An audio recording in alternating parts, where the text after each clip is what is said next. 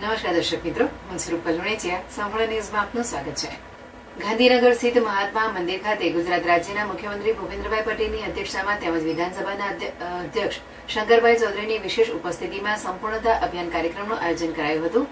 બનાસકાંઠા જિલ્લામાં વિવિધ કલ્યાણકારી યોજનાઓના અસરકારક અમલ અને આદિવાસી વિસ્તારના જનસામાન્ય સુધી અભૂતપૂર્વ રીતે સેવાઓના સમગ્ર વિસ્તાર સુધી પહોંચ માટે ભારત સરકારના નીતિ આયોગ દ્વારા આયોજિત સંપૂર્ણતા અભિયાન અંતર્ગત બનાસકાંઠા જિલ્લાને નોંધપાત્ર સિદ્ધિ પ્રાપ્ત થઈ છે.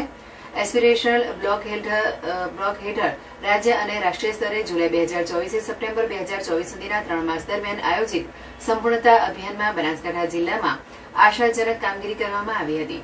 આ અભિયાન અંતર્ગત નક્કી કરાયેલા 6 ઇન્ડિકેટર્સમાંથી એસ્પિરેશનલ બ્લોક થરાદ તાલુકામાં તમામ કુલ 6 ઇન્ડિકેટર્સમાં સેચ્યુરેશનની સિદ્ધિ હાંસલ કરાઈ હતી. આ શ્રેષ્ઠ કામગીરી બદલ મુખ્યમંત્રી ભૂપેન્દ્રભાઈ પટેલના હસ્તે બનાસકાંઠા જિલ્લા કલેક્ટર મિહિર પટેલને ગોલ્ડ મેડલ અને સન્માનપત્ર પાઠવી સન્માનિત કરવામાં આવ્યા હતા. મુખ્યમંત્રીએ બનાસકાંઠા જિલ્લાની આ સિદ્ધિને બિરદાવી જિલ્લા વહીવટીતંત્રના પ્રયાસોને સરાહનીય ગણાવ્યા હતા.